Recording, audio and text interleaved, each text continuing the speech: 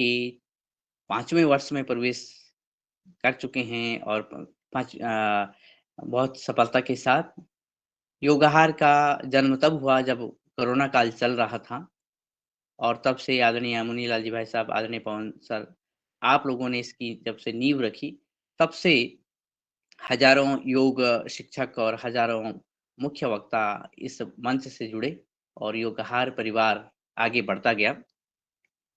कई तरह के विषयों पर चर्चा हुई और उन विषयों से सीख करके हम किसान बंधुओं ने, वैज्ञानिक कम्युनिटी ने और विद्यार्थियों ने कुछ अपने जीवन में उतारना चाहा और उतारा। इसी सिलसिले में जो विषय रहे हैं, उनके साथ-साथ बीज संरक्षण का विषय भी खूब महत्व का रहा और बीज संरक्षण कितना ज़रूरी है, इस पे वार्तालाप भी हुई। इसमें बहुत सारे बीज संरक्षक आए, लेकिन बात यही रही कि बीज संरक्षण तब भी उस तरह से नहीं हो रहा है, जिस तरह से हम जैविक खेती की बात करते हैं, प्राकृतिक खेती की ब बात करते हैं, और उसको आगे बढ़ाने की बात करते हैं। इसी क्रम में हमारी बीज संरक्षकों ने अपनी बात रखी और इसी सिलसिले में आज हम एक परिवार से मिल रहे हैं, आदरणीय अनिल गवली सर और श्रीमती गौरी सर। योगाहार परिवार की तरफ से आपका बहुत-बहुत स्वागत है। आप पंढरपुर, सोलापुर, महाराष्ट्र से हैं और बहुत ही अच्छे तरीके से, बहुत ही अच्छे ढंग से बीजों का संरक्षण कर रहे हैं। उसकी समुचित जानकारी तो आप ही देंगे और ये आश्चर्यजनक बात रहेगी कि एक-एक अ, फसल का, सब्जी के सैकड़ों बीज आपने बचाए हैं, ये गर्व की बात है। तो मैं ज़्यादा न कहते हुए आप सभी आदरणीय सदस्यों की तरफ से आदरणीय गवली परिवार का, आदरणीय श्रीमती और श्री गवली जी जो साथ में विराजमान हैं, एक साथ विराजमान हैं, आपका स्वागत करता हूँ और निवेदन करता हूँ कि कृपया अपने कार्यों के बारे में बताएँ कि कैसे आप इस बीज संरक्षण के क्षेत्र में आगे बढ़े हैं और कैसे आपने इस कार्य को आगे बढ़ाया है। और उसके बाद कोई 20-25 मिनट के बाद आदरणीय सदस्य भी अपनी-अपनी तरफ से जिज्ञासाएँ और प्रश्न रखेंगे। आदरणीय अनिल गवली सर, कृपया आप हाँ, परिचय दीजिएगा अपने कार्य का, अपने बारे में।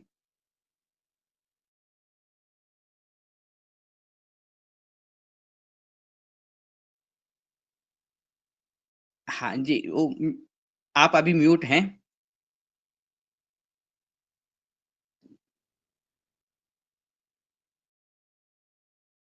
गोकुल सेती फार्म से आप हैं, आपने गोकुल सेती फार्म स्थापित किया है। आदरणीय बहन जी और आदरणीय भाई साहब दोनों उपस्थित हैं। जी, स्वागत है सर। नमस्कार जी सबको। जी, स्वागत जी। जी नमस्कार।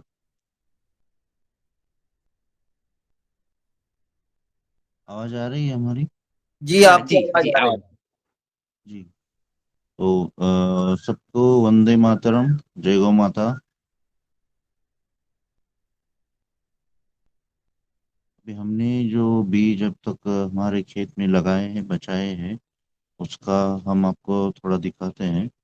जिसमें टमाटर हो गया। फिर हमारे यहाँ में अ, हमारे जो ये सोलापुर डिस्ट्रिक्ट है, यहाँ पे कम बारिश होती है, 500 से 700 मिलीमीटर ही होती है।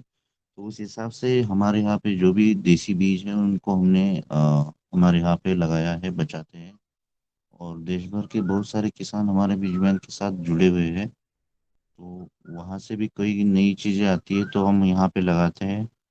और अगर उसका अच्छा रिजल्ट हुआ तो हमारे यहाँ के जो किसान हैं उन तक वो चीज़ें पहुँचाते हैं। और इस कार्य की शुरुआत हमने 2008-9 से की थी। अभी बहुत अच्छी तरह से हमारा काम भी अच्छा हुआ है। और हमारा जो बीजों का कलेक्शन है वो भी बहुत अच्छा हुआ है। पहले हमारे पास 20 से 25 प्रकार थे जो हमारे यहाँ के लोकल रीजन के थे। जैसे हमारे यहाँ का देसी लहसुन है, वो बहुत ही ज़्यादा तीखा होता है, उसमें एसिलिन की मात्रा ज़्यादा होती है, जिसके कारण हमारे शरीर में जो खून की नलियों में जो कोलेस्ट्रॉल जमा होता है उसको निकालने का या कम करने का काम वो एसिलिन करता है, जो हमारे यहाँ के देसी लहसुन में है। ऐसी बहुत सारी देसी चीजें हैं जो पहले हमारे दादा परदादा को खाने में थी, जिसके कारण उनको इतनी बीमारियां नहीं होती थी जितनी आज हमें बीमारियां दिख रही है। और उस टाइम पे हर गांव में एक आध वैद्य हुआ करता था, जो अगर थोड़ी बहुत किसी की शारीरिक बीमारियां है तो उसको देख के उनको इलाज वगैरह, और उस टाइम पे इलाज के लिए सिर्फ यहाँ जहाँ पे भी वो रहते थे उस टाइम पे वो जो जंगली जड़ी बूटियां थी उसी से ही इलाज होता था। लेकिन आज हजारों हॉस्पिटल होने के बावजूद भी जितना इंसान ने उसके 40-50 साल के उम्र में जितना कमाया नहीं है, वो अगर 10-15 दिन में देने के बावजूद भी वो नहीं बचता है, तो हमें हर जरूर सोचना चाहिए कि हम हमारा जो खान पान बदल हुआ है हमारे खान पान में, उसकी वजह से हमारे रहन सहन में और अपने शरीर में बहुत सारे कमजोरियां पैदा हो गई है। पहले के जमाने में अ, सिर्फ वो कुएं का पानी पी के और रोटी और सब्जी खा के इंसान 100 किलो तक का वजन उठा सकता था। लेकिन आज हमारे पास में आरओ का पानी है, सब कुछ बेहतर है, सब कुछ हर चीज पे लिखा होता है इसमें फैट कितना है, प्रोटीन कितना है। इसके बावजूद भी हमारा जो शरीर है वो बहुत कमजोर हो चुका है। तो इसकी सबसे बड़ा जो कारण है वो है हमारी खाने की थाली। उस खाने की थाली में पहले 400 से ज्यादा प्रकार थे। साल भर में हम 400 से ज्यादा प्रकार का सब्जियां, अनाज और फल फ्रूट खाते थे। अब वो सिमट के 50 के ऊपर आ गया है। यही सबसे बड़ा कारण हम समझ के हमने ये सिलवे की शुरुआत की थी। और अभी हमारे पास फलों में 20 प्रकार के फल है, केले में 80 प्रकार है, और सब्जियों में टमाटर के 150 प्रकार है, मिर्च के 60 है, बैंगन के 60 प्रकार है। और ये हम बहुत थोड़ी थोड़ी क्वांटिटी में ही लगा पाते हैं, क्योंकि इतना बहुत बड़ा फार्म करना ये बहुत ये भी है, और उतना मैनेज भी नहीं होता है। तो हर चीज को हम थोड़ा थोड़ा लगा, हमने 5.5 एकड़ का फूड फॉरेस्ट किया है। तो उसके अंदर में जो भी चीजें हम लगाते हैं, दो दो बेड, चार चार बेड ऐसे ही लगाते हैं, ताकि वो डाइवर्सिटी भी बची रहे। और अपने लिए जो अपने परिवार के लिए जो भी चीजें लगती है, वो जो हमारा ट्रेडिशनल पारंपरिक तरीका है, पारंपरिक बीजों से उतना ही हम उत्पादन कर सकते हैं जितना अपने परिवार के लिए लगता है। और अगर ज्यादा होता है तो उसको मार्केट में भी बेचते हैं।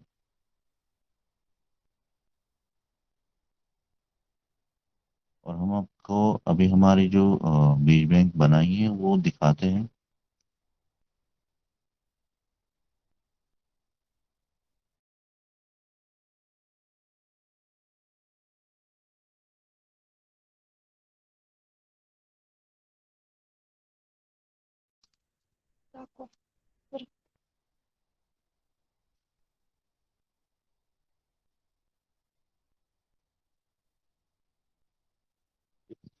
मक्का है,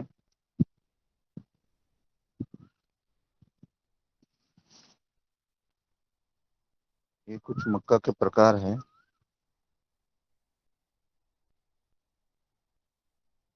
ये सफेद है, ये लाल है, ये रेनबो कलर है। एक ही भुट्टे के अंदर 5 से 7 कलर के दाने आते हैं।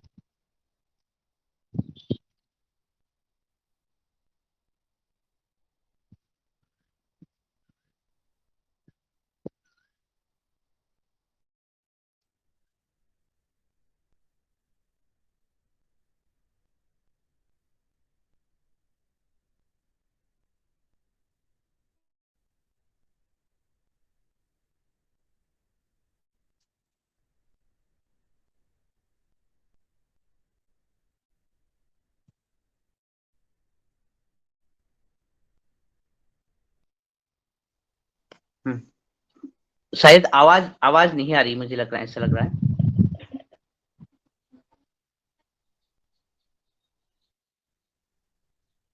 नहीं आ रही आवाज। जी। जी आदरणीय, आपकी आवाज आवाज नहीं आ रही है, यहाँ पे आवाज नहीं पहुंच रही है। वो दिखा रहे, बोल नहीं रहे ना। हाँ जी जी, कुछ बताते जाइए सर, बताते जाइए। जी हाँ, जो बैंक है, आप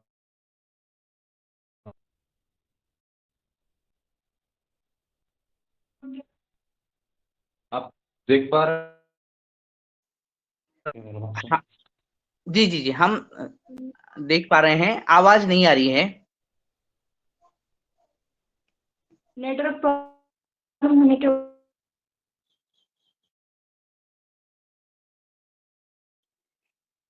मेरे ख्याल से सर आप ना पहले एक जगह पे जहाँ पे नेटवर्क सही हो वहां पे बैठ जाइएगा।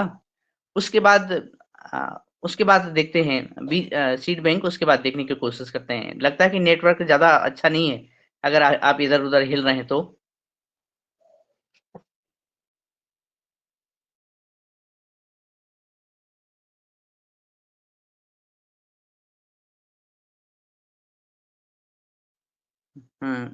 अभी हम आपको देख भी नहीं पा रहे हैं और सुन भी नहीं पा रहे हैं। ऐसी जगह पहुंच गए जहां नेटवर्क नहीं है या कमजोर है। हाँ जी, अब मुझे लगता है कि हमारी आवाज भी नहीं पहुंच रही हो बाय द वे वहां पे। आपकी पहुंच रही, आपकी पहुंची, आप मोर्चा संभालें जब तक उनकी आवाज आती है। जी जी जी, तो इस तरह से हम आदरणीय अनिल गावली जी के फार्म को देख रहे हैं, उनके सीड बैंक को देख रहे हैं, और वो अभी लेफ्ट हुए हैं, शायद वहाँ पे नेटवर्क सही नहीं है, कैसे वो जुड़ेंगे। और हमने देखा कि किस तरह से अ, अनिल गावली जी अपने सीड बैंक में ये सब कर रहे हैं। और जैसे उन्होंने बताया कि अलग-अलग सब्जी प्रजातियों की कई तरह की किस्में उन्होंने संरक्षित की हैं बीज बैंक में। और आप सभी को याद होगा कि पिछली बार तमिलनाडु से अरुण जी जुड़े हुए थे, और अरुण जी भी इनको मिल चुके हैं। क्या ये दोनों एक-दूसरे को जानते भी हैं? दोनों बीज संरक्षक हैं। आदरणीय, मैं तब तक उन्हें कॉल कर लेता हूँ, जब तक क्योंकि वो लेफ्ट हुए हैं। तब तब तक तक आप मैं कृपया जी। मैं संभालता हूँ, जब तक हाँ मैं जी सर, संभालता हूँ। जी आदरणीय, ये जी जो आदरणीय। ये बीज की बात चल रही है अभी, और अभी बरसात का सीजन है। बरसात के सीजन में हमारे किसी किसान भाई के पास कोई श्री अन्न मोटे अनाज का कोई बीज हो जो अभी बरसात में लगाते हो, तो कृपया हैंड रेस करें या अनम्यूट करके बताने का कष्ट करें। और हम चाहेंगे कि हर किसान भाई छोटा छोटा थोड़ा थोड़ा अपने घर के लिए मोटे अनाज जरूर बोएं, ऐसा हमारी प्रार्थना है। तो अगर और एक दूसरे को आदान प्रदान भी कर सकते हैं। जैसे मुझे अभी बताया गया है कि बाजार ज्वार, बाजरा और ज्वार दो चीजें बोना है। तो और भी कोई अगर इस सीजन में अगर बो सकते हो तो कृपया मार्गदर्शन करें। सदन में बहुत अनुभवी किसान हैं जो, और किनके पास कोई अगर बीज हो अभी बरसात का, तो जरूर बताने का कष्ट करें।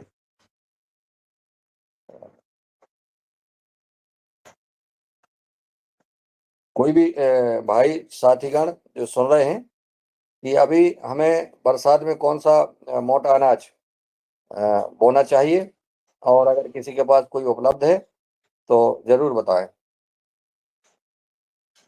क्या हम बीज संरक्षण की बात आज कर रहे हैं, किसी का हैंड रेस नहीं है इसलिए हम नहीं समझ पा रहे कि किसको बुलाएं। कुछ कम मात्रा में भी हो सकता है, जरूरी नहीं है कि हम कोई ज़्यादा क्वांटिटी में लें, लेकिन कम मात्रा में भी ले सकते हैं। और दूसरी फसल की हमें जो रबी फसल है उसमें भी जो मोटे अनाज बोते हैं, हर किसान को अपने एक खेत में जरूर मोटा अनाज कुछ ना कुछ घर के लिए बोना चाहिए। और अभी हमारे यहाँ खूब बारिश हो रही है। बारिश में अभी, हाँ जी बहन जी आ गई हैं शायद, श्रीधर जी। हाँ जी जी, धन्यवाद सर, धन्यवाद। और बहन जी से निवेदन है, ताई से निवेदन है कि आप ना वहीं से बोलिएगा, क्योंकि आसपास थोड़ा नेटवर्क अच्छा नहीं है। और जहाँ पर आप हैं वहां से हम आपको सुन भी पा रहे थे, देख भी पा रहे थे। तो कृपया आप आगे जारी रखिएगा कि क्या कैसे करके आपने ये सोचा कि बीजों को बचाया जाए? जो आप कहानी कह रहे थे कि जो लहसुन है, वो बाज़ार में नहीं उपलब्ध था और आपको आवश्यकता पड़ गई थी उस तरह के लहसुन की। तो वहाँ से कहानी फिर से शुरू कर दी जाए आदरणीय अनिल सर। आप अनम्यूट होइएगा। आप म्यूट हैं अभी। जी, जी, जी, जी। जी। तो फिर से स्वागत। जी। ये जो चीजें है ना, अभी हम आपको दिखा रहे हैं, ये जो हमारे पास जो कुछ देसी बीज है वो हम दिखा रहे हैं। ये करेला है,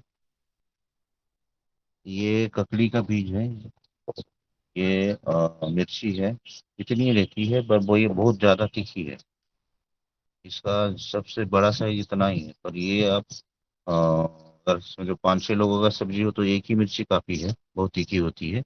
ये इसको इंग्लिश में स्नेक गार्ड बोलते हैं, मराठी में पडवल, हिंदी में इसको क्या बोलते हैं मुझे पता नहीं है, उसका बीज है। और ये लौंगी मिर्ची का बीज है। ये घेवड़ा है, मतलब सेम फली। ये अगस्ती है, इंग्लिश में इसको सिस्बेनिया ग्रैंडिफ्लोरा या हेमंग ट्री भी कहते हैं। इसके सफेद फूल के तो भारत में सब जगह बीज उपलब्ध है, लेकिन इसका फूल जो है लाल आता है। ये ग्वारफली है। ये जो है लाल सेम है, पूरा तरह से लाल फली आती है। और एक बीज भी अगर आप इसका लगाते हैं तो एक बीज से आपको 500 से लेकर 800 तक फलियां मिलती है। और ये एक बार लगाने के बाद आपको कम से कम 3 साल तक दोबारा बीज लगाने की जरूरत नहीं है, वो उसी बीज में वो बहुत अच्छी तरह से आता है। मतलब उसका जो आपने बीज लगाया है, एक बीज, वो 3-4 साल तक रहता है उसका बेल। और ये जहाँ पे आप लगाते हैं वहां से कम 25 से 30 फीट तक पूरा गोल दूसरी कोई भी चीज नहीं आती है, क्योंकि इतना बड़ा इसका बेल बनता है। और ये पौटा है, तो छोटा इसका मिर्ची की तरह पौधा होता है, और इसके बीजों की सब्जी बनाई जाती है। फिर ये चर्मी है, गुंजा भी कहते हैं कहीं यहाँ पे, लाल। इसमें आप 7 प्रकार है अपने पास। और ये सफेद भिंडी है, नौधारी भिंडी कहते हैं इसको। ये जो है फुट कुकुम्बर है। ये लाल मक्का है। और ये सफेद कुमड़ा है। इसका कुमड़ा जो होता है वो भी पूरा तरह से सफेद कलर का ही होता है। ये फिक्सा या करटोला, हमारे इधर महाराष्ट्र में इसको करटोला कहते हैं, इंग्लिश में स्पिनिगर, और कुछ जगह खिक्सा, ककोड़ा, ऐसा बहुत सारे नाम है इसके। ये पम्पकिन की वैरायटी है। इसका वजन 30 किलो तक होता है। और ये भिंडी मिक्स है, इसको हमारे यहाँ डबल भी कहते हैं। इसका बहुत बड़ा बीज आता है। और इसके भी, और जब फली तैयार हो जाती है तो फली के अंदर जो बीज होते हैं उसकी सब्जी बनाते हैं। और ये खीरा है, हमारे यहाँ का जो देसी धनिया है वो है। उसके बाद ये ग्वारफली है, ये पालक है, ये सूरजमुखी है। ये बहुत सारे वैरायटियां है हमारे पास। और ये जो है ये गोल मिर्ची है, इसको हमारे यहाँ बोरो मिर्ची कहते हैं।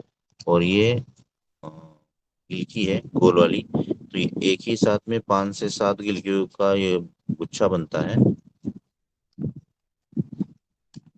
ये डबल बी है। ये मिर्ची का एक प्रकार है, हमारे यहाँ इसका अचार बनाते हैं। और ये जैसे पालक होता है वैसे ही ये चुका करके एक सब्जी है, इसके पत्तों की सब्जियां बनाई जाती है।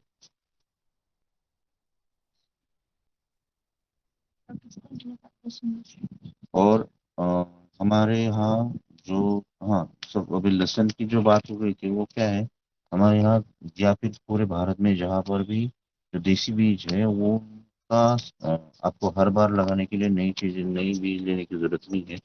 आपका जो बीज होता है उसी से आप अपना बीज बना के हर साल यूज कर सकते हैं। और वहां पे जिस भी अगर पहाड़ी क्षेत्र हो या मैदानी क्षेत्र हो, तो उसमें जो ये सालों से जो हम बीज लगाते आए हैं, तो उसमें उस वहां पे क्लाइमेट में कम पानी में कम खाद में बहुत अच्छी तरह से आता है। इसीलिए हमने यही लगाना चाहिए। हम जब संकर बीजों की तरफ जाएंगे तो वहाँ खाद भी आपको ज्यादा डालना पड़ेगा, ऊपर से बाहर से हर बार आपको नया बीज लाना पड़ेगा।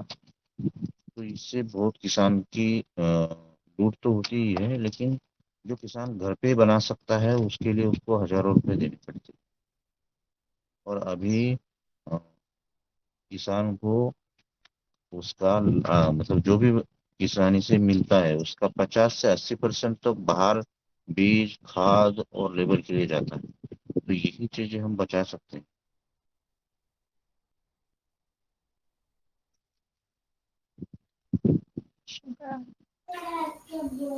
जी। और हमने शायद अभी बीच में मेरा अभी डिस्कनेक्ट हो गया था, लेकिन क्या आपने वो कहानी बताई कि जब दादी जी को लहसुन की आवश्यकता थी? हाँ जी। नहीं, वो वहाँ उस टाइम पे क्या हुआ था, हमें मालूम नहीं था इतनी सारी चीजें। तो हमारी दादी जी की जब एंजियोग्राफी हुई तो उस टाइम पे पता चला गया कि ये ऐसा एंजियोग्राफी एंजियोप्लास्टी बाईपास उसमें 8 साल गए।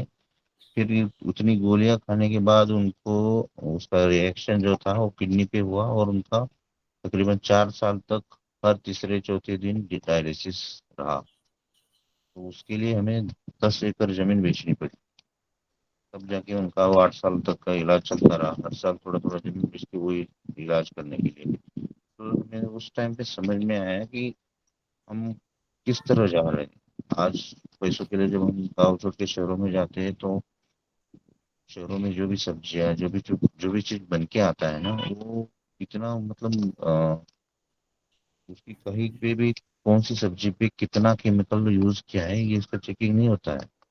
कुछ कुछ तो ऐसी दवाई है जो स्प्रे करने के बाद 15-20 दिन के बाद हार्वेस्टिंग करना है। अगर आप बैंगन के ऊपर कोई इल्ली आती है तो उसको जब स्प्रे किया जाए तो 15 दिन के बाद उसको कट करना है। लेकिन अब किसी को ये नॉलेज में कमी या उत्पादन के बेचने की इसीलिए किसान का वो दूसरे दिन आपके थाली में वो आता है जिसको जरूरत भी। और उसी जगह अगर हमारा देसी बैंगन का पौधा हो तो वो 5 साल तक रहता है, उसको दोबारा दोबारा लगाने की भी जरूरत नहीं पड़ती है।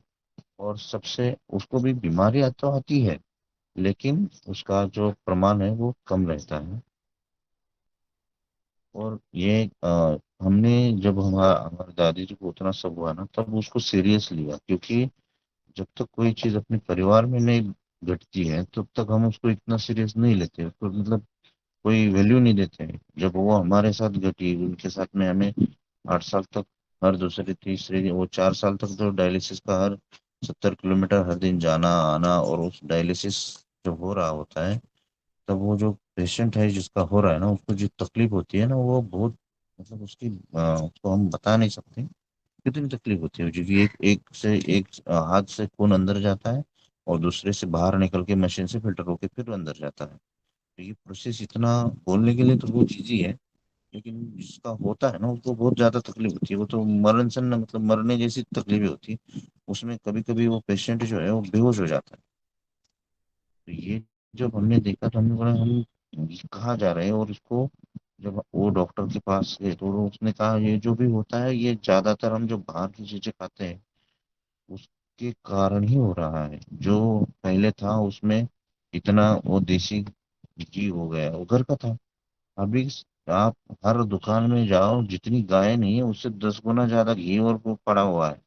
ये बनता कहाँ से है पता ही नहीं। हर चीज आपको इतनी मिलेगी जितनी पकनियां तैयार भी नहीं होती है। तो ये सब मतलब वो कितना ओरिजिनल है आप समझ सकते हैं। अभी हमारे यहाँ पे देसी खिलार गाय है, अगर हम उसको 1 घंटे तक उसका अगर दूध गर्म करें तो जैसे रोटी होती है ना उतनी बड़ी उसके ऊपर मलाई जमती है। आप रोटी की तरह उसको उठा सकते हैं इतनी बड़ी। और अगर हम पैकेट का दूध लाते हैं चाहे वो 2 गुना महंगा हो या 3 गुना, उसकी उतनी बड़ी मलाई आती ही नहीं है और ना उसका स्वाद है। अगर हम अभी हम हर दिन तो वही खाते तो उसका घी की तरह स्मेल आता है दूध का। लोग वो ज्यादा अगर 1 घंटा तक हम चूल्हे पे रखते हैं तो तो ये हम बाहर से कोई भी आप लेके आइए, कोई भी कंपनी का, उतना उतना क्वालिटी उसका है ही नहीं। तो अगर दूध में क्वालिटी नहीं है तो बाकी सब चीजें तो प्रोसेसिंग के बाद बनती है। दूध में क्या है, खाली वहां से किसान से आता है, गर्म होता है और फिर पैक होता है। लेकिन वो गर्म होते हुए उसमें से सब कुछ निकाल लेते हैं। बच्चों के तोड़ में डबल तोड़, ये तोड़, ये सब अलग अलग नाम दे के बेचते हैं। तो ये और वो उस टाइम पे मैं जो बता रहा था, अभी हम मैं जब छोटा था, एक 7 8 10 साल तक, तो मैंने खुद देखा है कि इतनी सारी चीजें बाहर की नहीं होती थी। हमारे यहाँ पे तिल का तेल हो गया, हमारे यहाँ कुसुम का तेल, ये सब घर पे ही बनता था।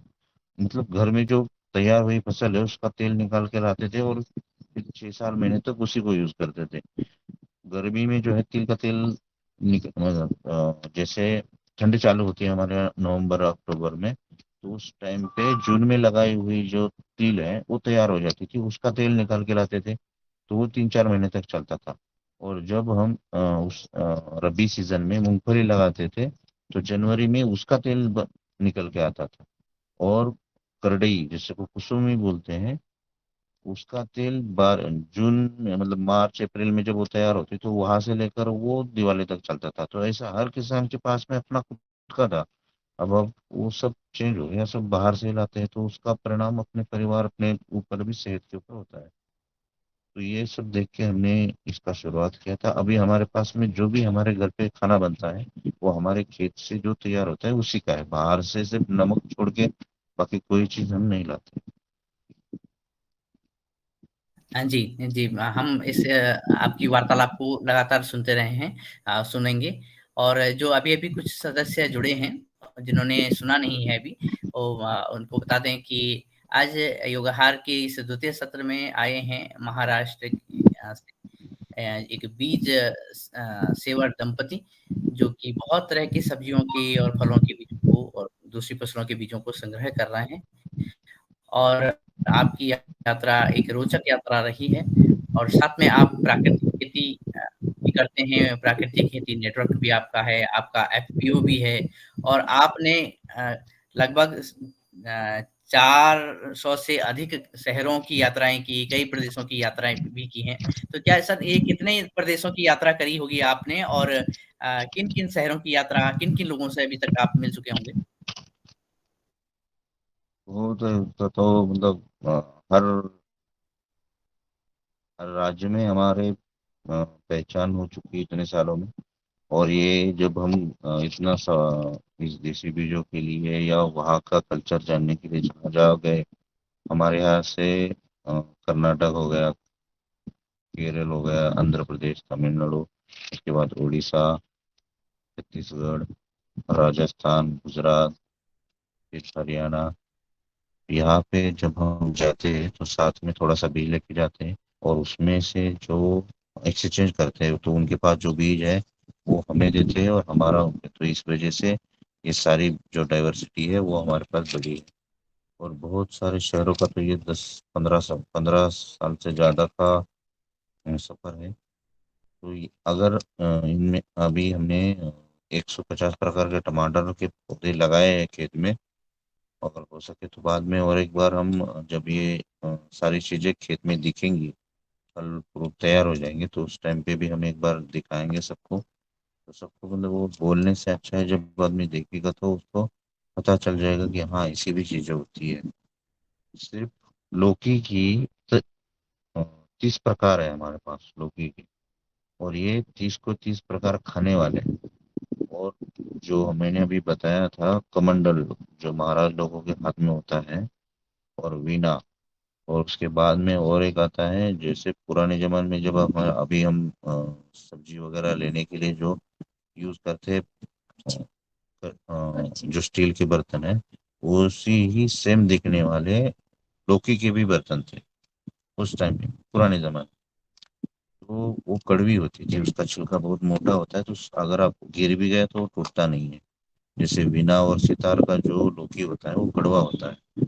तो इसको अगर आप लगाना भी चाहें तो अलग खेत में लगाइए, जहाँ से आप खाने के लिए उसको यूज ना करें। वो खाने लायक, वो खाने के लिए नहीं होता है, कड़वा होता है। और वैसे जब भी आप ये बॉटल गार्ड का लगा, मतलब वो ये दूधी की जितनी भी प्रकार है, खाने वाले लगाइए अलग, और जो कड़वे हुए, जो मतलब सिर्फ वाद्यों में या जो भी ये जैसे सितार हो गया, वीणा हो गया, इसके लिए जो बनते हैं वो अलग लगाइए। और जो सितार वाला जो लोकी है, उसका साइज 55 इंच का होता है, गोलाई उसकी। उसके अंदर आप कम से कम 30 किलो तक अनाज भी भंडारण कर सकते हैं। उसके अंदर अगर आप अनाज रखते हैं तो उसको 2 साल तक कीड़े नहीं लगते।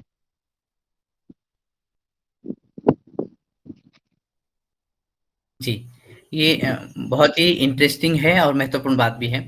और साथ में ये बात भी आपने बताई है कि भोजन कितना विषाक्त हो गया है, कितना पॉइज़न उसमें है, जो बाज़ार से हम लेते हैं, ये बात भी सामने आई है। और आपने सब्जियों की अलग-अलग तरह की, अलग-अलग वैरायटी की भी अ, उम, उसको संग्रह कलेक्शन किया है। साथ में कुछ देर बाद अभी आदरणीय सदस्य आपसे प्रश्न भी पूछेंगे।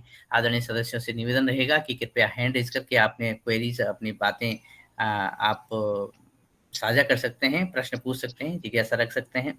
मेरा प्रश्न अभी आदरणीय से ये है कि जो आपने एफपीओ भी एक बनाया है, साथ में आप बीजों का आदान-प्रदान भी करते हैं। तो एफपीओ से कितने ऐसे किसान जुड़े होंगे जो जो जैविक प्राकृतिक खेती करते ही हैं, लेकिन साथ में बीजों का संरक्षण भी करते होंगे? हमारे क्रू में 300 सदस्य हैं। तो हमने ये किया है, जो किसान गेहूं अच्छा तरह से, हमारे यहाँ खपली गेहूं है, बंसी है, सोना मोती है, लोकवान है, गेहूं के 6-7 वैरायटी है जो अच्छी चलती है। तो जो किसान के पास में पानी की अच्छी सुविधा है, जो गेहूं अच्छी तरह से करता है, उसको एक अनुभव है, तो वो किसान गेहूं ही करता है हर साल। जो ज्वार करता है वो ज्वार ही करेगा। जो ककड़ी वगैरह अच्छा उत्पादन कर सकता है, वो सबका अलग अलग है। इतनी वैरायटी हम खुद अकेला एक किसान ही खेत में नहीं लगा सकता है, क्योंकि इसमें क्या है, जब हम बीज बनाते हैं तो सब क्रॉस पॉलिनेशन न हो, और परागण होने से उसके बहुत सारे गुणधर्म चेंज हो जाते हैं। तो इसके लिए हर किसान को हम 1 या 2 वैरायटी देते हैं, जिसके कारण उसकी प्योरिटी भी नहीं रहे और उसका उत्पादन अच्छा हो। ये 350, ये 300 जो फार्मर है वो जैविक खेती करते हैं और वो आधारित खेती ही करते हैं। और जिससे उत्पादन जब होता है तो वो हम फार्मर प्रोड्यूसर, जो समझो उसकी बैंगन हो, टमाटर हो, अगर बहुत ज्यादा उत्पादन होता है तो वो हम उसको एफपीओ के मार्फत उसकी बिक्री की व्यवस्था करते हैं।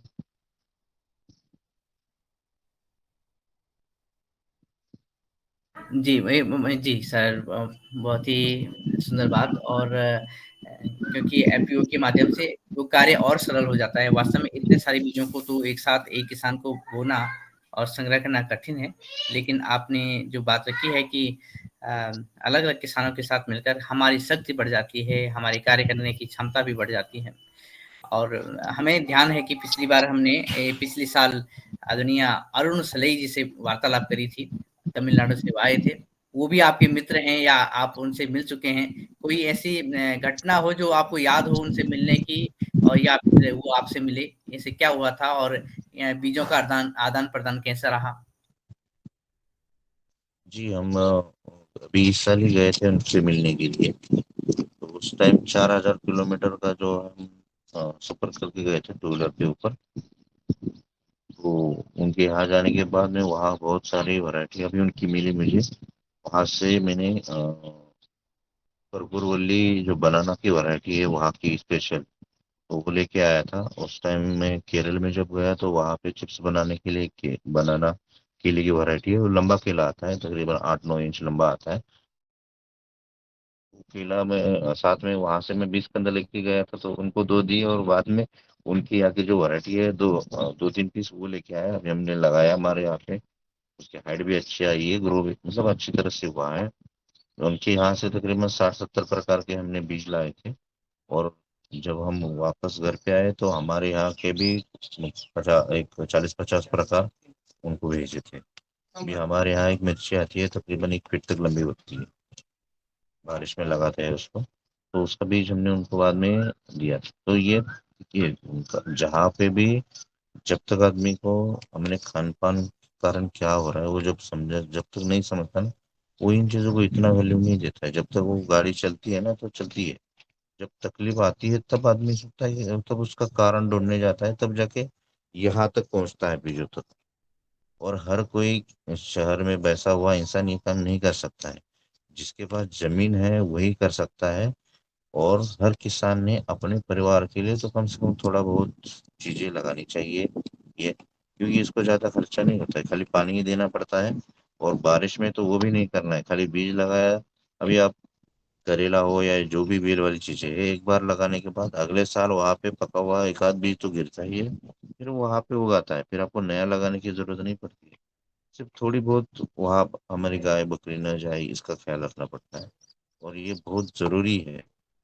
नहीं तो अभी देखिए, एक पपैया का जो वैरायटी है, बड़ी कंपनी का बीज, उसका 1 किलो बीज का कीमत 2,30,000 रुपये किलो है।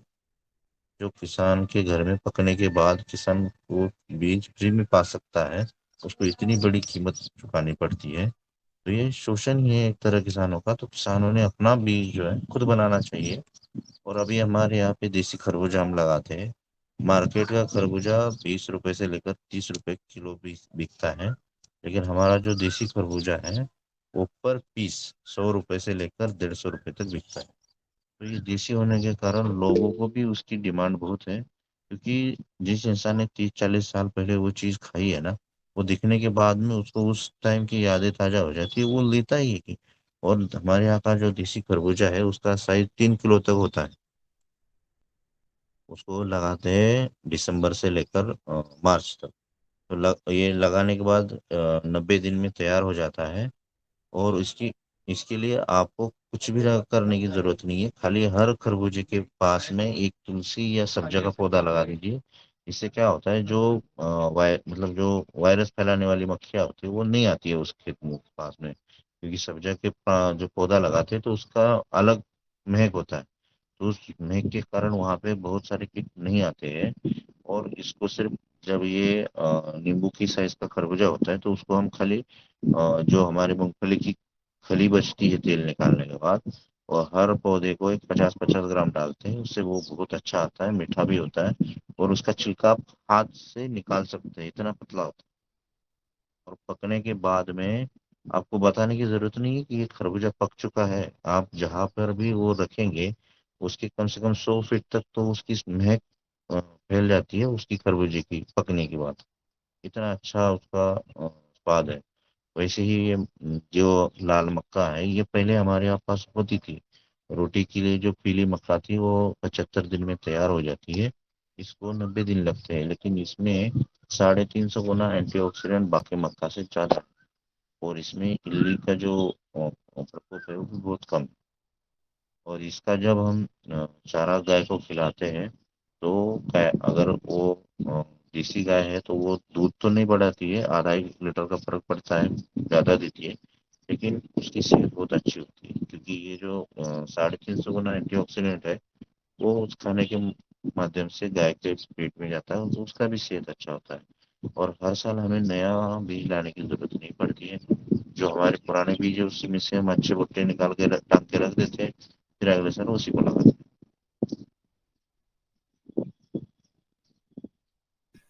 जी, ये बातें जो आपने बताई हैं, ये हमारे कृषक बंधु जो कि जुड़े हुए हैं और अधिकतर लोग प्राकृतिक खेती, जैविक खेती कर रहे हैं, वो भी जिज्ञासा उत्पन्न कर रहे हैं, साथ में उनके हैंडेज भी हो रहे हैं। और जो मैंने पीछे चित्र लगाया है, और ये एक तरह से ऐसा लग रहा है कि एक कृषि मेले में मैं हूँ, ऐसे मैं देख पा रहा हूँ, शायद आपको चित्र दिखाई दे रहा होगा। और इसमें जो मक्का ही कई तरह की वैरायटी, कई तरह के कलर्स इसमें दिख रहे हैं। पीछे जो अगर देखूं तो ये जो लौकी है कई तरह की है, आपने टमाटर का एक बड़ी ट्रे पकड़ी है जिसमें सैकड़ों वैरायटी है, और पीछे एक पोस्टर लगा है जिसमें बीजों का आपने डिस्प्ले किया है।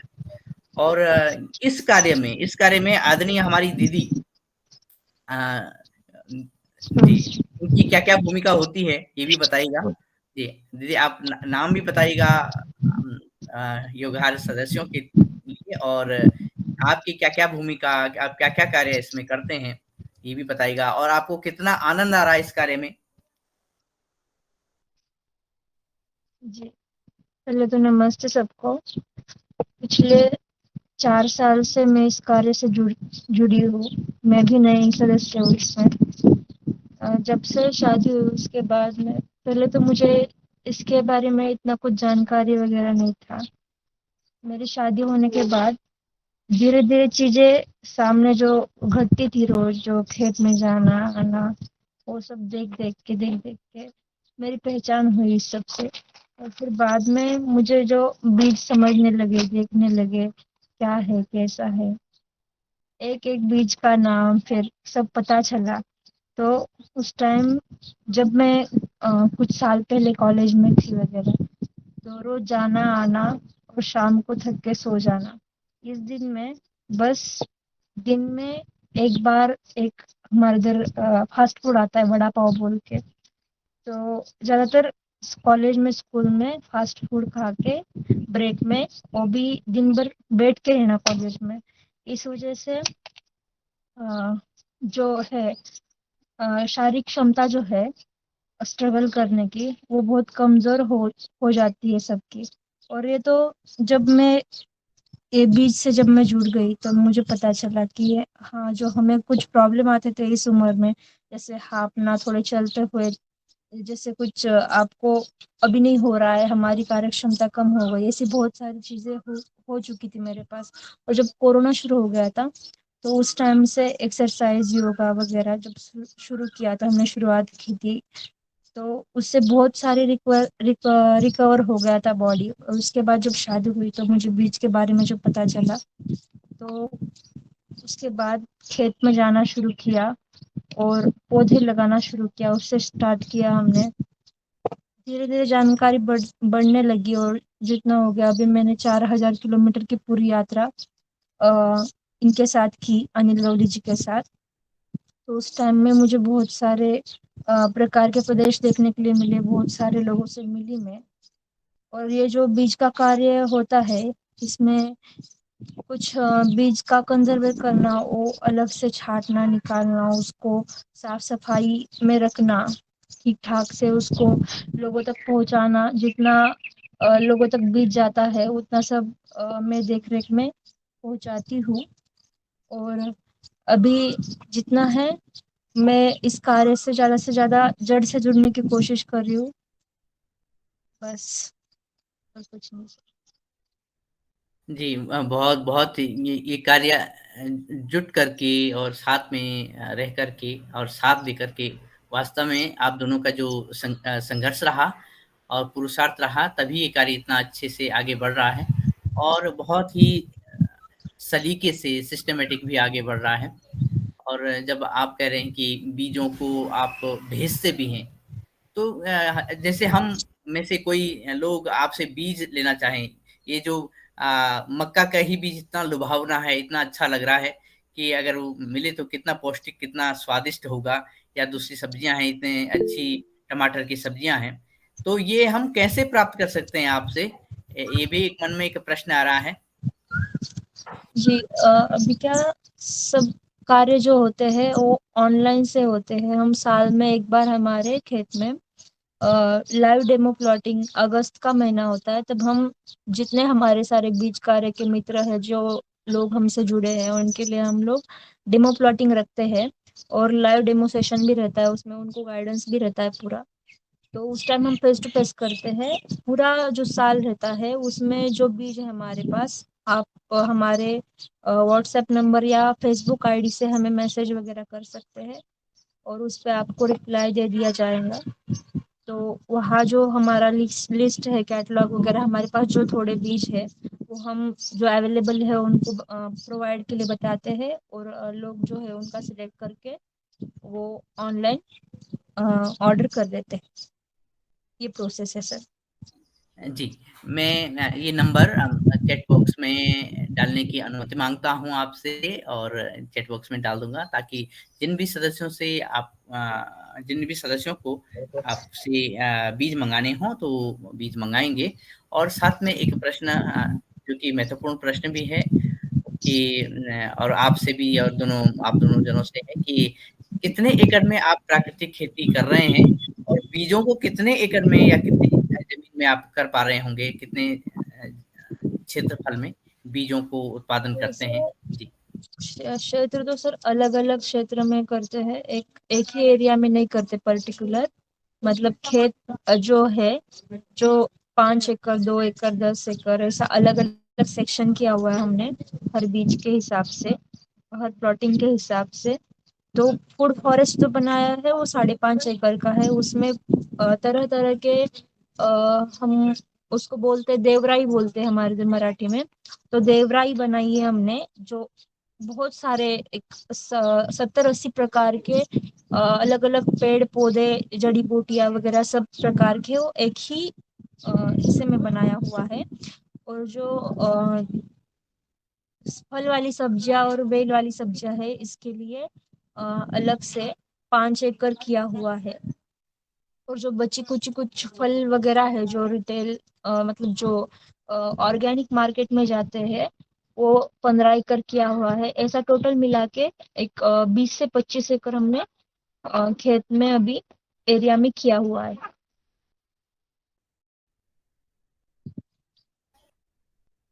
जी दीदी, जी बहुत बहुत धन्यवाद। और इसी तरह के बहुत सारे प्रश्न हमारे आदरणीय सदस्यों के मन में भी उग रहे होंगे, और वो आपसे वार्तालाप करेंगे। और महाराष्ट्र से भी बहुत सारी दीदी लोग जुड़ी हैं, और मध्य प्रदेश, हिमाचल प्रदेश, उत्तराखंड, उत्तर प्रदेश से हैं, अन्य प्रदेशों, राजस्थान से भी जुड़े हुए हैं। तो मैं आप सभी सदस्यों से निवेदन करता हूँ, कृपया अपने हैंड रेज करिएगा। और सबसे पहले तो हम महाराष्ट्र ही पहुंचते हैं, आपके पड़ोस में। और डॉक्टर किशोर दुबे सर, आपका प्रश्न क्या है? आपका स्वागत है, और अपना प्रश्न रखिएगा। धन्यवाद दिनेश जी। शुरू में ये लो, मतलब जो अभी जो प्रस्तुति की जा रही है बीजों की, बहुत अच्छी प्रस्तुति है। मैं महाराष्ट्र से हूँ। ये लोग कहाँ से है मुझे पता नहीं है, शायद शुरू में बोला होगा लेकिन मुझे जानकारी नहीं है। खैर, जो भी इनका काम है बहुत अच्छा काम है। मैं एक दो मेरी आशंकाएं है वो पूछना चाहता हूँ।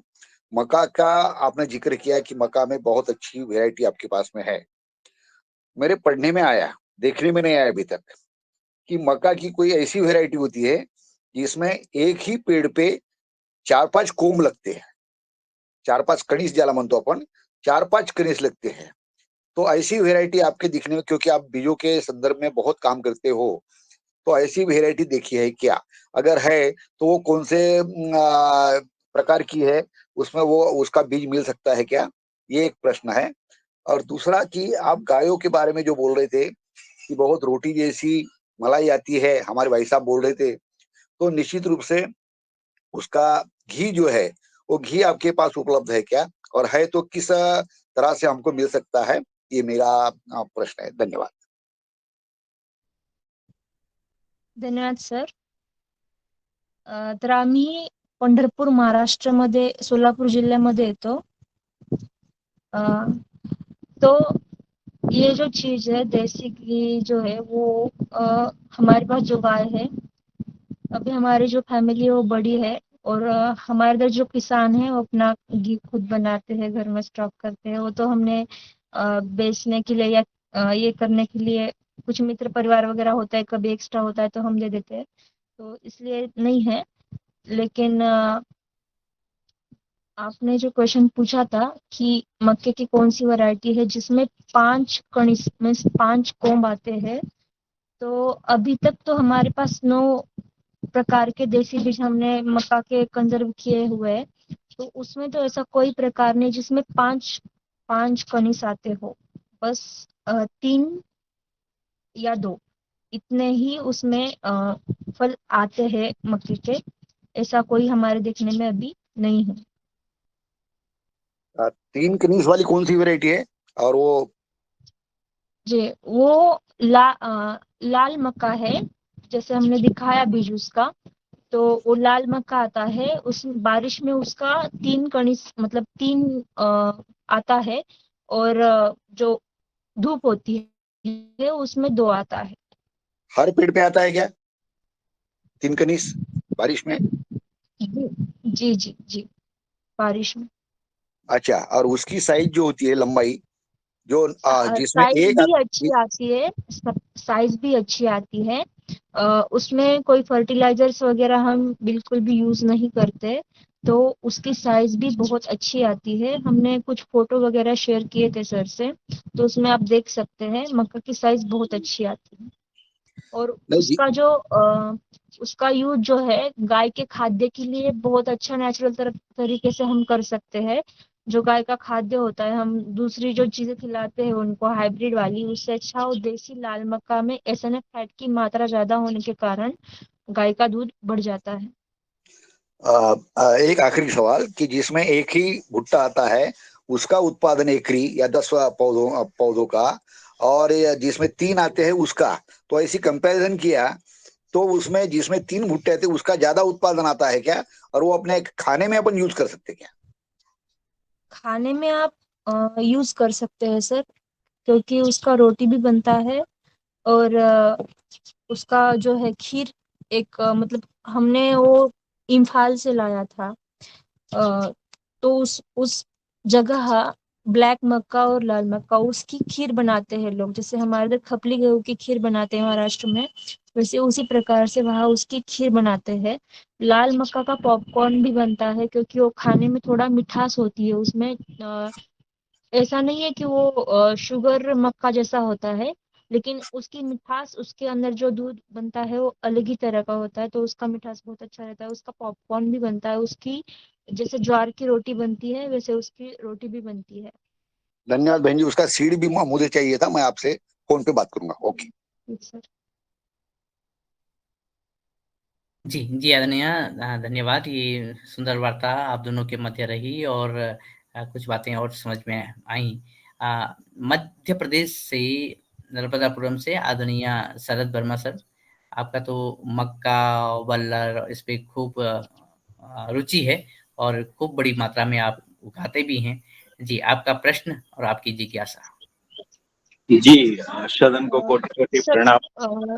सर एक और मिनट में आपको रोकती हूँ बीच में, और उसके लिए सॉरी।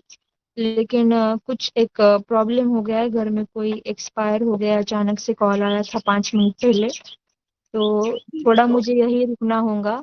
अगर किसी को कुछ शंकाएं वगैरह है, या किसी को कुछ सीट्स वगैरह चाहिए, कुछ बात बढ़ानी है आगे, मतलब अभी मैं यहाँ रुक रही हूँ इसलिए 15 मिनट हमारे बाकी है, लेकिन माफी चाहती हूँ आपसे। आप मेरा नंबर कमेंट बॉक्स में डाल दीजिए, हम उनसे बाद में अगले सेक्शन में या बाद में हम बात कर सकते हैं। जी, जी। हाँ, जी, जी, निश्चित ही दीजिए। ये इस समय तो काफ़ी इमरजेंसी टाइम है और आप वो देखिएगा। साथ में हम आपसे निवेदन करेंगे कि आपसे पुनः जुड़ें और इस वार्ता को हम अधूरा मानते हुए इसको पूरा करेंगे अगले चरणों में। और अगर किन्हीं सदस्यों का आदरणीय बहन जी से कोई प्रश्न है, तो वो कम समय में अपना प्रश्न रखिएगा और फिर हम इस वार्ता को आगे बढ़ाते हैं। एक दिन और बुला लीजिएगा ना दिनेश सर आगे, क्योंकि ये बीज के विषय में काफ़ी लंबी चर्चाएँ होती हैं जब कुछ निकलता है, और बीज बनाने वाले बहुत कम होते हैं ऐसे लोग जो सही ढंग से बीज को तैयार करते हैं और कैसे एक वैरायटी से और दूसरी वैरायटी को बचाना। जैसे मक्का है, तो आप एक मक्का जब बीज लगाते हैं, दूसरी मक्का भी लगाते हैं, तो फिर बीज कैसे बचा पाते हैं? उसका परागण आपस में नहीं होता है क्या? क्या चीजें हैं, तो वो थोड़ा-सा। जी जी, सर ने भी बताया और मैंने भी पहले बताया कि हम एक एफपीओ चलाते हैं, तो उसके अंतर्गत या जो हमारा फार्म है वो पूरा 70 एकड़ का फार्म है, तो उसमें से हम पूरा 70 एकड़ यूज नहीं करते हैं, लेकिन जो 20-25 एकड़ हम यूज करते हैं वो अलग अलग सेक्शन में लगाते हैं। जैसे इस बेल्ट में जो चीज लगाई है, बस उसी बेल्ट में उसका प्रोडक्शन करेंगे। अगले बेल्ट में उसे एक 10 किलोमीटर की दूरी के बाद ही हम दूसरी चीज वहां लगाते हैं। तो इसे बचने, क्योंकि अगर जब क्रॉस पोलिनेशन होता है तो वो वैरायटी ही बदल जाती है, तो इसीलिए बीज बचाते वक्त ये ध्यान रखना जरूरी है कि आप जो भी चीज लगा रहे हो उसकी सेम चीज उसके पास ना लगाए। जी जी जी, बहुत अच्छा। और आपके यहाँ बीज मिलने का हम दिनेश सर से एड्रेस ले लेंगे, और बाकी और किसी सदस्य को कुछ जानकारी लेना हो तो वो ले। जी सर अभी मुझे ये वार्तालाप आप दूर भैया रखना पड़ेगा थोड़ा। जानकारी बंद करो, उनको जाने दो। ये सबसे बड़ी बात है, क्योंकि ऐसे समय जी पे अपन जी रोक नहीं सकते। जियो जी आदरणीय, निश्चित ही क्योंकि अन्य समय दिन हम जिस अन्य दिन हम आपसे जुड़ सकते हैं। अभी के लिए माफी चाहती हूँ उसके लिए। जी दीदी, हम निवेदन करेंगे अगले हफ्ते कि हम जुड़ सकें और इस सिलसिले को आगे बढ़ाएं, इस वार्ता को आगे बढ़ाएं। कृपया आप देखिए, क्योंकि इसमें इमरजेंसी घर में है और हमें भी अच्छा नहीं लग रहा है कि हम जी आपको रोक रहे हैं। जी जी, आप देखिएगा, फिर मैं कॉल करता हूं। और आपका बहुत बहुत अभिनंदन, बहुत बहुत आभार बहन जी, आपने इस कार्यक्रम में जुड़े। आप सभी परिवार का, आप अपने परिवार के साथ खुश रहें। जी ओम, धन्यवाद। धन्यवाद सर। जी बहुत बहुत धन्यवाद, और फिर हम मिलते हैं। आप ख्याल रखिएगा जो भी घटना घटी है। मैं ठीक आना है चाहूँगा। आपको। जी, आदरणीय शरद वर्मा सर, आपके पास ही आना चाहूँगा। आदरणीय डॉक्टर रोशन लाल राउत सर, आपके पास भी आना जी चाहूँगा कि जब बात असल में हमारी बात तो अधूरी रही है, लेकिन इनके कार्य अच्छे हैं, हम पुनः इनसे जुड़ेंगे। और अब हम इस आज के कुछ समय, कुछ मिनट बचे हुए हैं, तो हम 10-15 मिनट को कैसा मोड़ दें, वो आपके हाथों में आदरणीय।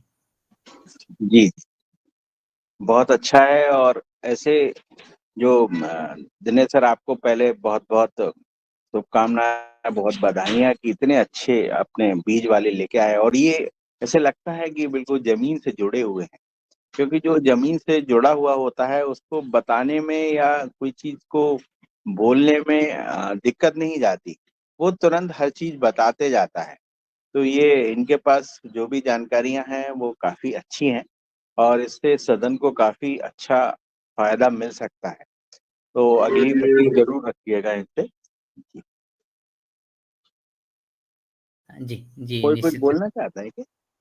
शायद आदरणीय विक्रम चौहान जी का जी हैंड रेज है। जी जी जी जी। आदरणीय सदन को शुभ नमन। मैं भीकम चौहान बालाहाट से तहसील प्रभारी किसान सेवा समिति से बोल रहा हूँ। सुन रहे हैं सब लोग? जी जी जी जी। अभी बीज संरक्षण के क्षेत्र में बालाहाट जिले में भी बहुत सुंदर कार्य चल रहा है, और अभी हमारे यहाँ पर धान की लगभग 208 वैरायटियों को संरक्षित किया गया है। जी। और बहुत सुंदर। 208। तो हम भी चाहते हैं कि देसी बीज में और भी जो सब्जियां हैं, फल है, अनाज है, और साथ ही जो विलुप्त वनौषधि है उनका भी संरक्षण हो। तो अ, अपने इस समूह के माध्यम से भी इस कार्य को आगे बढ़ाना चाहते हैं, और सबका सहयोग चाहिए। जी जी जी, बहुत अच्छा। और छत पे खेती का हमारा एक अच्छा अनुभव है, तो किसी दिन अगर आदेश हो तो हम एक सत्र लेंगे। जी जी। अब रमेश दादू का हैंड रेस है, तो उन्हें सादर आमंत्रित करते हैं कि रमेश दादू। जी ओम, सदन को नमन। बहुत अच्छी चर्चा चल रही बीज के ऊपर, और निश्चित रूप से बीज के संबंध में, जैसा कि आदरणीय शरद वर्मा जी ने जो प्रश्न किए वो बहुत महत्वपूर्ण प्रश्न थे, और बीकम जी ने जो कहा है वो भी बहुत महत्वपूर्ण बात है कि हमारे बालाघाट मध्य प्रदेश में ये सब चीज़ें हो रही है।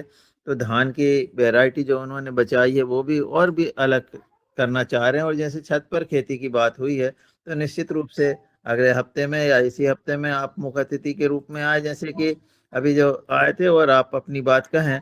मैं आदरणीय शरद वर्मा जी से ये निवेदन कर रहा हूँ कि जो आपके बल्लहर का जो पेटेंट हुआ है, जो कि योगाहार के माध्यम से ही उस चीज को आगे बढ़ाया गया था, उसकी प्रक्रिया भी यदि आप बताएंगे तो निश्चित रूप से इस सदन में जो बीज से जुड़े हुए लोग हैं उनको भी इसका फायदा होगा। जी हो। जी बहुत अच्छा। और मैं इस सदन का कोटि कोटि से आभार व्यक्त करता हूं कि इस सदन में दिनेश सर, पवन सर, सभी की टीम ने मेरे बल्लर के बीज को पेटेंट कराने में बहुत मदद करी और उनके माध्यम से ही 1 साल से जो कड़ी चल रही थी वो कड़ी बढ़ते जा रही है। अभी मेरे हाथ में लेटर तो नहीं आया, लेकिन मुझे ऐसी जानकारी मिली है कि मेरा बल्लर का जो बीज है वो पेटेंट होने जा रहा है और उसके जो पैदावार है उसके विषय में काफी सदन में भी काफी लोगों ने लगाई वो बल्लर और काफी उसका फायदा भी उठाया। तो बल्लर का जो बीज है वो बहुत बहुत अच्छा है और कम दबाव में मेरे पिताजी कहते हैं कि ऐसी चीजें लाएं जो प्रकृति तौर पे होती है। जैसे ये चीजें हमारी बल्लर जो है वो बागड़ों में पहले से ही होते चली आ रही, जो सेम कहते हैं, कहीं बालोहर बोलते हैं, बल्लर है, तो वो होते आ रही है। कहीं अलग अलग टाइप की होती है लेकिन वो काफी लेट निकलती है, काफी ठंड निकलने के बाद फिर आती है। और ये हमारी वाली जो सेम हम लोगों ने जो विकसित करी है वो दीपावली पे आपको पैसा देने लग जाती है, ये इसकी खासियत है। और इस सदन के कारण ही ये सब कुछ हो पा रहा है। और बहुत सारी जो चीजें हैं जो सदन से जो मिलती हैं वो बहुत ही उपयोगी होती हैं। कब कौन क्या बता जाए, जो मुख्य अतिथि आते हैं, या हमेशा याद रहता है, पवन सर कहते हैं कि मिसाइल जैसी दौड़, वो हमेशा दिमाग में एक चीज फिक्स रहती है, कभी इधर उधर नहीं जाती। और बहुत सारा जैसे संतोष सर जी ने जितना बताया और हम लोग जितने जुड़े फिर भी उनके हिसाब से नहीं दौड़ पा रहे, लेकिन आज हम लोग ट्राइकोडर्मा है 5-5 हजार लीटर बनाने लगे। हम और दादू, मतलब दादू भी बहुत बना ले, गौर साहब, सभी लोग इतना तेज आगे बढ़ रहे हैं। अब कहीं ना कहीं फायदा है जब भी ये बढ़ रहा है। पहले 1 लीटर बनाने में इतनी दिक्कत जाती थी, आज ऐसा लगता है कि 5,000 लीटर बनाना तो बहुत मामूली चीज है, हम लोग बना देंगे। तो ट्राइकोडर्मा है, सूडोमोनास है, इनको बढ़ाना सीख गए कि कैसे बढ़ाएं।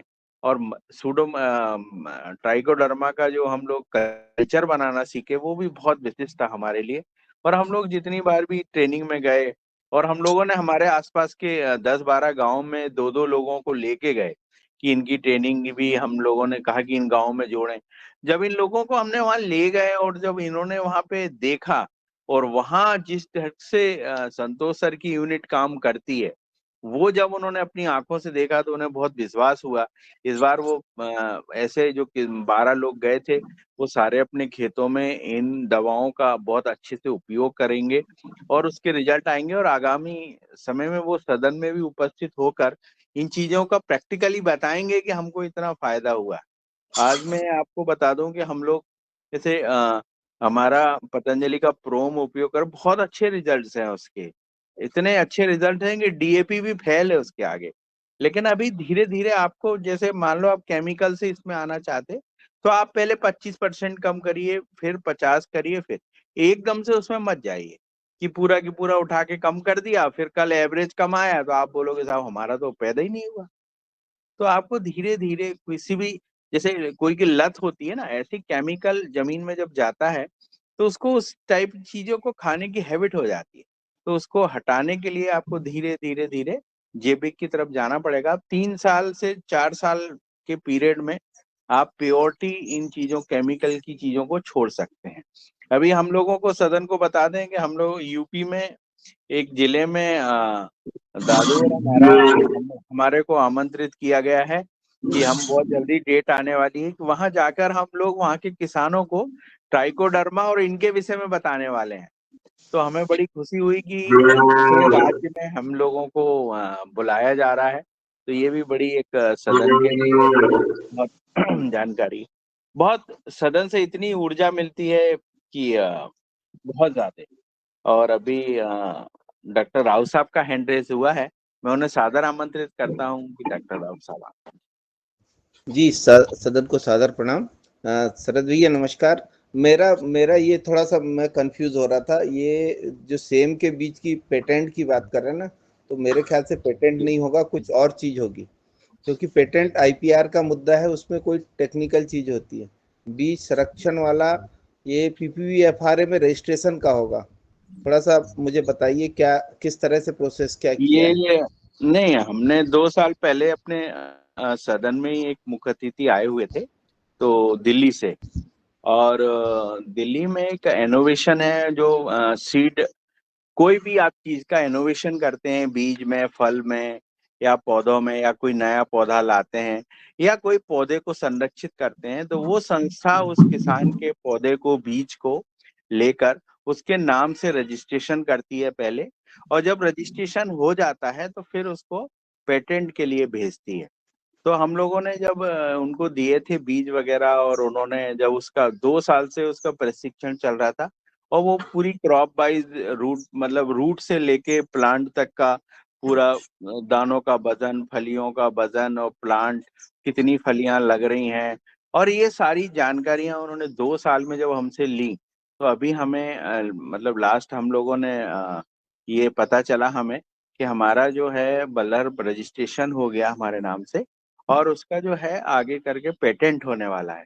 तो वो जब सर दिल्ली से आए थे हमारे फॉर्म पे, तो हम लोगों ने, उन्होंने पूछा भाई कहाँ कहाँ और किसानों का, तो हमने दादू का नाम भी लिखाए थे और भी किसानों के नाम दिए थे। तो उन लोगों ने फिर वहां से दिल्ली में किसी ने उनसे जानकारी भी ली कि भैया ये कितनी होती है, क्या है। तो इनोवेशन की जो एक संस्था है जो नए बीजों को, नए पौधों को संरक्षित करती है, अगर आपके पास भी उन्होंने बताया था कि कोई ऐसी नई चीज है जो आसपास से आपने संग्रहित करी है, या कोई चीज ऐसी कलेक्ट करी है, तो वो नाम आप भी अपना वहां पे दे सकते हैं। और दिल्ली की जो गवर्नमेंट की जो संस्था है, वो सिर्फ यही काम करती है कि जो किसान के जो बीज हैं या किसी के भी हों, उनको सुरक्षित रखना और उनके नाम से आगे बढ़ाना। अगर कोई उसमें 10 टाइप की विशेषताएं हैं और वो विशिष्ट है और वो आगे चल के फायदा दे सकती है, तो ऐसी वैरायटियों को वो पंजीयन करते हैं और पेटेंट करते हैं। ठीक मैं है उनका भैया, ये नंबर दे दूंगा सर उन संस्था का, तो नहीं वो नहीं नहीं, आप वो आप ठीक कह रहे हैं। इसमें थोड़ा सा पेटेंट नहीं होगा, वो पीपीवीएफआरए में रजिस्ट्रेशन हाँ सर, होगा। वो हो सकता है क्योंकि ये हाँ टेक्निकल चीज आप जानते हाँ, हैं, हम तो नहीं नहीं नहीं, मैं समझ रहा हूँ। पर मैं थोड़ा सा पेटेंट अगर मतलब बोला ना, तो पेटेंट मतलब शब्द एकदम अलग हो जाता है। मतलब कोई टेक्नोलॉजी होगी, कोई भी चीज, अच्छा आप अच्छा। छोटी सी चिमटी भी बना रहे हैं और उसमें कोई विशेषता है, तो उसको आप पेटेंट करा सकते हैं। मतलब वो दिमाग से, आपने दिमाग से, प्रकृति की चीज को पेटेंट नहीं होता। तो ये जी थोड़ा सा सबमिशन था जी भैया। जी ओम जी सब। जी सर। और हाँ, मक्के की जो डॉक्टर किशोर दुबे साहब ने पूछा था, तो जहां तक मेरा अनुभव है, आपका अनुभव उसमें ज्यादा है कि एक भुट्टे वाली वैरायटी का उत्पादन ज्यादा आता है।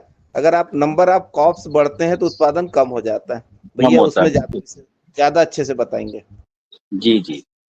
भुट्टो में अगर एक भुट्टा आता है तो मैक्सिमम आप उसमें मतलब आधा किलो से ऊपर तक जा सकते हैं, लेकिन जितने भी उसमें कम करते हैं, मैंने एनएसटी रिसर्च सेंटर जब मैं गया था, तो मैंने वहां देखे 3-4 भुट्टे वाली भी उन्होंने प्रैक्टिकल कर रखे थे। लेकिन वो क्या होता है कि जब 4 भुट्टे वाले प्रैक्टिकल करते हैं अपन, तो वो भुट्टों की साइज बहुत कम हो जाती है। वो 50-50, 60-60 ग्राम के भुट्टे आते हैं, लेकिन वो उतने सक्सेसफुल वेट में नहीं रहे। और हमने देखा, मैंने श्रीराम जो कंपनी है उनका बीज बना के दिया था, तो हम लोग दो दो लाइन मेल की लगाते थे और 4 लाइन फीमेल की लगाते थे, और फिर उनको सुबह शाम बढ़िया रस्सी से चला के उनको मिक्सिंग करना और वो हाइब्रिड बीज तैयार करना। हमने सोचा एक बार कि हाइब्रिड बीज का बीज सीखा जाए बनाना, तो फिर हम लोगों ने हाइब्रिड बीज को सीखा कि कैसे उसको बनाया जाए। फिर हम लोगों ने 6 से 7 कुंटल श्रीराम कंपनी को बीज भी बना के दिया, लेकिन वो रेट काफी कम देते हैं। जैसे उन्होंने हम लोगों को 60 रुपए किलो रेट दिया था, तो हमने कहा भैया हम तो 25 कुंटल तो ऐसे ही मक्का हो जाती है, फिर आपका 7 कुंटल बनाने से हमें क्या फायदा। तो ये चीजें आई थी उसमें। भाई कंपनी आज बीज बेचने जाती है तो वो 300 रुपए जाती है, और हमें जब सीड हम लोग तैयार करके देते हैं तो हमसे वो 50-60 रुपए किलो लेती है। ये भी एक बड़ी वो है। तो आगे चल के हमने ये चीजें उठाई थी, तो फिर गवर्नमेंट के कुछ बहुत अच्छे वो मिले, उन्होंने कहा साहब आप ही क्यों नहीं कंपनी डाल लेते। हमने कहा ये भी सही है कि भाई आप ही डाल लो, आप ही बीज तैयार करके उसको बेचो। ये चीजें आई थी सर। जी। अभी और कोई सीएम साहब का हैंड रेज है तो मैं उन्हें सादर आमंत्रित करता हूँ। ओम सज्जन को प्रणाम। आदरणीय सर, आपका उत्तर प्रदेश में कहीं प्रशिक्षण शिविर है तो कहाँ है, यदि नजदीक होगा तो हम भी आने का प्रयास करेंगे। जी सर, हम बता देंगे आपको या कहाँ बुला रहे हैं वो लोग, और इसकी बहुत जल्दी सूचना मिलने वाली है, तो हम आपको जरूर सूचित कर देंगे। तो पहले वो हमें बुला रहे हैं या ऑनलाइन कर रहे हैं या जैसा भी है, तो उन जी लोगों के जब हम लोगों ने फोटोग्राफ डाले थे जो मक्का में इल्लियां मरने वाली और वो, तो उससे वो काफी प्रभावित हुए और वो चीज योगाहार की वहां तक पहुंच गई और वहां से फिर हम लोगों को ये सूचना मिली है। तो देखते हैं सर। जी जी सर, आप बता रहे थे कि मक्का में मेल फीमेल बीज में कैसे पहचानते हैं कि मेल फीमेल कैसे? नहीं, इसके बीज या लगाते हैं जब अपन लोग सीड तैयार करते हैं ना, जी जी हाइब्रिड सीड जब तैयार करते हैं, और रोशनलाल सर थोड़ा इसमें ज्यादा ही बता पाएंगे, टेक्निकल्स हैं वो। तो जी। इसमें क्या होता है, 2 लाइन मेल की और बाकी फीमेल की डालनी पड़ती है। मैंने और बीज भंडार पर ही तो मिलता नहीं, एक पैकेट गए तो उठा लाए। नहीं नहीं, ये ऐसे नहीं मिलता, वो तो रिसर्च सेंटर पे जो जैसे जो कंपनियां हैं, जैसे हम लोग अपन मान लो कि गेहूं का बीज तैयार करना है तो एग्रीकल्चर कॉलेज से अपन बीडर बीज या फाउंडेशन बीज लेके आते हैं। अगर अपनी रजिस्टर्ड अपनी संस्था है या अपनी कोई समिति है तो उसके माध्यम से वहां से बीज मिल जाता है। और अच्छा जब फिर वो फाउंडेशन बनता है जी तो एक स्टेप नीचे आएगा। जैसे बीटर बीज तो सिर्फ कॉलेज वाले रोशनलाल सर ही ऐसे ही बना सकते हैं, जो टेक्निकल उनके पास वो है। लेकिन उसके बाद वाला जो फाउंडेशन है F1 F2 C1 C2, तो ये चीजें अपन बना सकते हैं और इसका बनाकर टैग लगा के बकायदा अपन इसको सेल कर सकते हैं। तो ये भी नहीं बहुत अच्छा एक काम है। जी, मुझे अपने लिए करना है तो हम सोचे कि तो आपके पास इसका बीज मेल फीमेल का उपलब्ध हो जाएगा क्या? क्या करना राय चाहते साहब, हैं? अनिल राय साहब, अनिल राय जी साहब, ये ऐसा नहीं है, ये ऐसे उपलब्ध नहीं होता। एक्चुअली में जैसे कंपनी बनाती है या यूनिवर्सिटी बनाती है मेल फीमेल हाइब्रिड के, तो वो कॉन्ट्रैक्ट पे देती है कि ये आपको दिया जा रहा है तो इसका बीज उत्पादित करेंगे, और उससे वो बाकायदा कॉन्ट्रैक्ट होता है और फिर वो बाई बैक करते हैं पूरा मटेरियल आपको। उनको वो थोड़ा रेट ज़्यादा देते हैं, पर वो उतना नहीं देते जैसा अभी भैया ने बताया कि उसमें उतना उतना पैसा वो आपको नहीं देते कभी भी। और ये जो है ये थोड़ा सा टेक्निकल है। बीच में एक बार मैंने हाइब्रिड सीड प्रोडक्शन के लिए डॉक्टर उत्तम बिसेन साहब बीच में आए थे, उन्होंने बीच में ये जो मेल फीमेल लाइन है इसके बारे में भी चर्चा की थी। तो एक ये अलग विषय है। और क्या है, हम लोग अगर सामान्य खेती कर रहे हैं तो हम उसमें नहीं पड़े। वो थोड़ा सा शरद भैया जैसे लोगों के लिए है जो थोड़ा सा ज़्यादा खेती में जुड़े हैं, तो बहुत तकनीकी है। अगर समझ गए तो आप भी कर सकते हैं, ऐसा नहीं है, पर थोड़ा सा कठिन है। जी जी धन्यवाद। आप तो सीएम साहब जी ओपी आदरणीय वैरायटी जो देसी होती है ना, उनका बीज बढ़ाना सीखे हैं, वो बहुत अच्छी अच्छा, है। बीज बढ़ाना नहीं, हम सोच रहे हैं कि अपने परिवार या 10-20 लोग हैं उनको खाने भर हो जाए, तो हम सोचे कि मेल फीमेल लगाने से ज्यादा पैदावार होगी, यही हम सोच रहे हैं। नहीं नहीं नहीं, ज्यादा नहीं होती उसमें, वो तो सीड बनाने का। ओपी वैरायटी आप जो है ना, ओपी जी वैरायटी जो है वो सर से ले में और सीखें। जैसे अभी जो मुख्य अतिथि आए थे उन्होंने बहुत अच्छी जानकारियां दी कि भाई उनके पास काली मक्का है और उसका उत्पादन है और वो मीठी होती हैं। बहुत सारी चीजें उन्होंने ऐसी बताई जो मतलब नहीं खास अगर जुड़ा हो वो ही आदमी बता सकता है। तो वो नहीं बीज आप जी सर, अवश्य लें। ठीक कह रहे हैं, बहुत अच्छा जानकारी है। लेकिन अब ये हम लोगों को प्रैक्टिकल में आ जाए, हम मंगावे तो मिल जाए, क्योंकि ऐसे लोग भी हैं जो कि कुछ कहने के बाद जो है कहते हैं इस मंच पर आके कि हम भेज देंगे, ये है वो है, लेकिन वो उपलब्ध नहीं हो पाता है। जी वो यही हम कह रहे थे। जी, मैं दिनेश सर जी को बुलाता हूँ। सर आप